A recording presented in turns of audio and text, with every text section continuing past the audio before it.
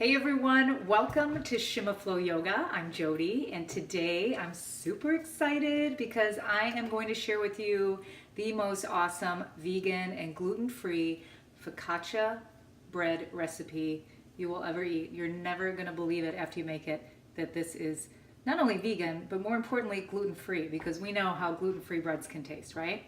Okay, so today's recipe comes from Sarah Bakes Gluten-Free. I found her on Pinterest. I'm sure she's got a blog and a website, but go find her. I haven't made anything else by her, but go find her because she's fabulous. This is, you'll see. Just wait, you'll see. Okay, so this gluten-free bread has kind of a garlic herb type of topping to it. So we're going to do that first. We're going to make that first and then set it aside, and then we'll get more into the gluten-free flour that we're going to put together. That is her recipe, and then everything else. Okay, so the first thing we're going to do is this recipe calls for a teaspoon of dried rosemary and a teaspoon of dried basil. But I switched it up and I did a teaspoon of rosemary. The last time I made it, I did a teaspoon of rosemary and oregano because I don't know, I love fresh basil, but dried basil is my favorite. But then I was at the grocery store the other day and I found this really cool thing from McCormicks spices. It kind of got cut off, sorry about that, but it's called Italian Blend Grinder, and it's actually rosemary, oregano, and basil, and you just take it off and it grinds, and I thought, oh, this is so cool, so we're going to try this today.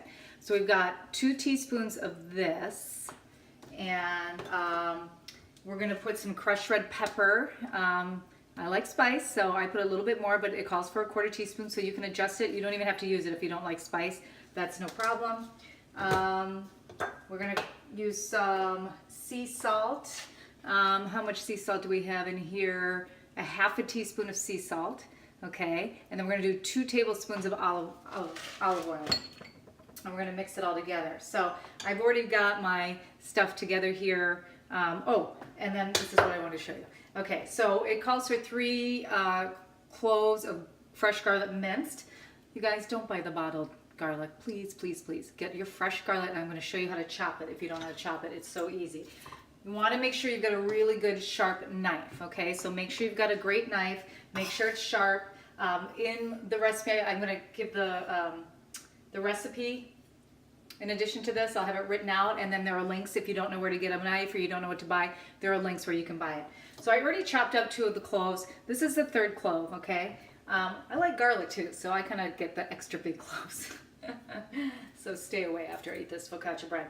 But anyway, you just place it down, and you're going to take your side of your knife, and you're going to take your hand, okay, and you're going to pound it really hard, and then it just flattens out. But the skin, right, comes right off of the garlic, okay, so that you don't have to chop it and then peel it. Comes right off, and then you just peel it off and throw that out, and then you might have a little kind of hard piece at the end. You just do a little chop and take that off, right? And then all you do is you take your knife again, and it's sharp, and you're just going to kind of hold it right on the top, and you're just going to keep going side to side, little chops, and then take it off, scoop it together, and then just chop. And if you have a nice sharp knife, this will take you no time to do. Okay, there are some gadgets out there that actually you can just put the garlic after it's been peeled, put it underneath the gadget, and you just pound it, and it chops it up just as nicely, but I kind of like to do it this way, just for fun. Okay, so see how easy it was? It's already chopped. You can decide how, big you want it, how little you want it, and then we're going to take all that garlic, we're going to mix it with the spices, the crushed red pepper and the salt, and then we're going to take 2 tablespoons of extra virgin olive oil. I'm just going to eyeball it, but I'm going to take out your measuring thing. There's about 1 and about 2, and I'm going to take a little whisk here and just kind of whisk it together. So it'll be pretty thick, okay? Oh, sorry. Pretty thick. I'm new at this. This is just kind of like me and my iPad doing the filming here. So it is amateur hour, but just bear with me. I think you'll still learn something. Okay, so that's all mixed together. So we're just going to leave that and put this off to the side, okay? And then we're going to put together the dough for the bread. So she has an awesome gluten-free recipe that she put together herself, or all the flours and stuff in it. So I'm going to show you what it is. I already put it together, so we don't have to waste our time doing this. But here's what she used. Okay, so she uses 4 cups of brown rice flour. Okay, and this is Bob's red mill, and you can really find this anywhere now, pretty much in any grocery store. Again, there's a link if you guys don't have it out by you that you can easily go to. But 4 cups of this, and you'll see this on the recipe, of course. And then she does 2 cups. Here's white rice flour. Okay, white rice flour. She uses potato starch. Okay, so 2 cups of potato starch. Again, all this is Bob's Red Mill. And in your grocery store, you'll find this all together, all in the same place. Okay, and then she uses a half a cup of tapioca flour, okay, from Bob's. And then she uses a half a cup of cornstarch. If you have a corn allergy, just use a full cup of tapioca starch. I didn't even have cornstarch in my house, so I just used 1 cup, and that's what I'm using today, and it turns out beautifully. So no worries on that front. And then 5 teaspoons, I'm going to take my little clip off, of xanthan gum. Yeah, let me peel this so you can see xanthan gum. You might see this in some recipes. And really this is great for gluten-free baking because it kind of gives it that rise that it needs. Okay. I think there's some baking powder in there as well. And I can't really show you my baking powder, but you guys, I think you guys all know what baking powder is, right? So in separate, when you look on the, I'll break down the flour recipe. So what I do, it's a lot of flour. Not all this is going into the bread. So I make it, I mix everything together, and then I stick it in a big Tupperware bin, and I keep it in the freezer. And I think this one has made 4 breads, and then you still have a little bit of flour left over. Okay, so you got a lot left over. Okay, so from that, what we're gonna do, I'm just gonna move this out of the way. We're going to put in, here's the recipe. This is so easy, so easy. Here's the flour blend, 2 cups of flour, okay? And then 2 teaspoons of baking powder. So there is no baking powder in the flour, there's baking powder that we're adding back into here. So 2 teaspoons of that. And then we have a half a teaspoon of sea salt, okay? And this is cool, okay.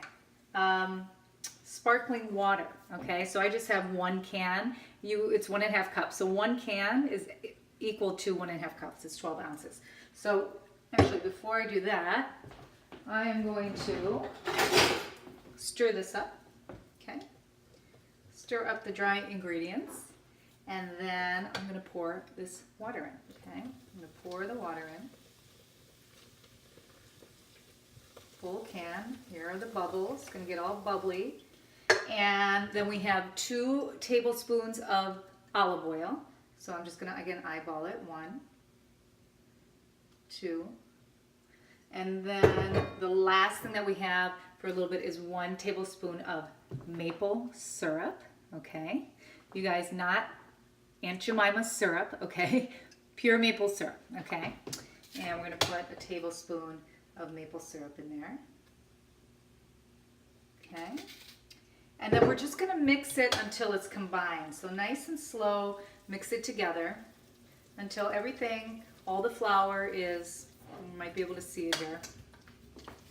It's not gonna take a lot of time to do it. I kind of like to kind of fold it, sorry.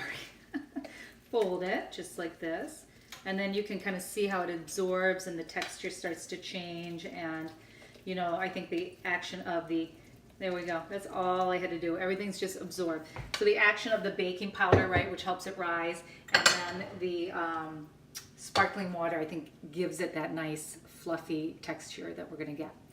So what we want to do is you want to line your baking sheet again with parchment paper to keep it from sticking. And we're just going to take the bread, the dough, and we're going to, I'm going to switch utensils here so I get every last delicious bit. And we're going to place it right in the middle of the pan, if you guys can see. it this way. I know I was watching the last video. I'm like, okay, you guys, watch me cut the squares, and then I'm like totally blocking your view. So, like I said, this is the amateur hour here. I just want to bring you guys, I'm just so excited to bring you guys all this information. So, figured even if it isn't the most professional, you will get the idea and you guys will enjoy. All right, I'm gonna put that here. Okay, so what you're gonna do is we're gonna spread this out till it's about 1/2 inch thick. So you just wanna get a nice rectangle, okay? And I think it's gonna be about 12 by 9 inches approximately, but you can kind of, you know, just shape it up. Smooth it out. Oh, I am so excited to eat this bread, and I am so excited for you guys to make it and to give me your comments on what you thought. And just be patient when you're spreading it out. If it kind of, the paper kind of lifts up or whatever, that's just practice your yoga breathing if it stresses you out. Okay. There we go. I think that's pretty good. Again, you guys, doesn't have to be perfect. All right, so that's all done. Now we're gonna go back and we're gonna get our yummy garlic herb oil. And we're going to just start to spread it on top of the bread, okay? So I'm trying to, okay, so I'm just gonna take a little bit out here and I'm just gonna just spread it with a brush. And you guys see that? You know, the lighting in here isn't the best. I'm gonna work on that for sure. I'm gonna keep spreading. And take your time.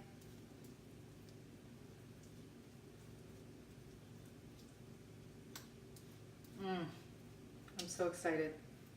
By the way, the oven has preheated to 450. So if you didn't preheat it yet, preheat it right now so it's ready to go. Okay. And we spread that around. Perfect. All right, and then you know how the focaccia has like the little indentations in it? So I don't know what the heck this is, but it was in my kitchen drawer, so this is what I'm using because look at the perfect circle to it.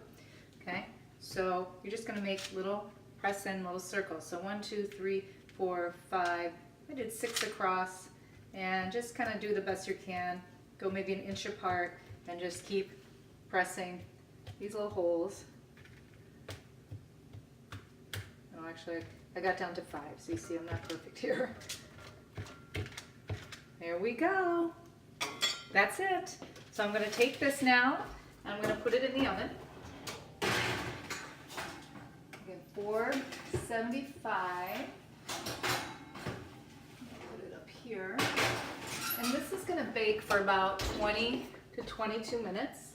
So actually, I like to always go a little bit less just in case. So I put it on 18, okay? So that's in the oven, and when it comes out, we will join together again, and I'll show you how beautiful, not only this looks, not only how beautiful it tastes, but how beautiful it looks, okay? So I'll be right back. Okay, so the buzzer just went off, so I'm going to take this out of the oven.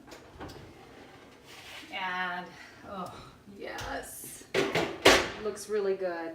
I'm just pressing on it. It feels really, really firm, pretty hard. Center gives a nice give.